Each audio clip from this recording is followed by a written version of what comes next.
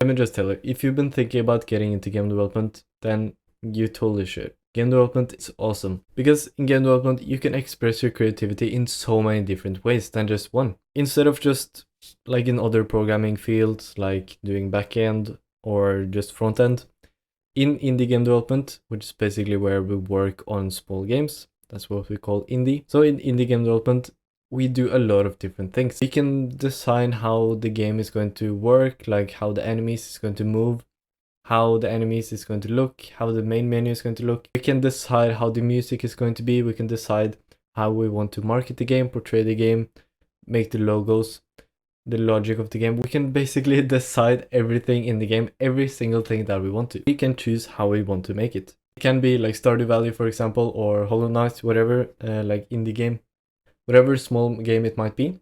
And imagine you can tweak whatever you want. You can think, wow, how am I going to make this game better? Like you have to think about so many different things about how you're going to make the player character look, how you're going to make this story, this mission, this enemy, how they're going to move. That's why it's so fun. And even if you aren't that creative with like art or music and you have some fields that you are lacking in and you don't think that you'd be that good at, like for example, if you're like me, you're more into logic,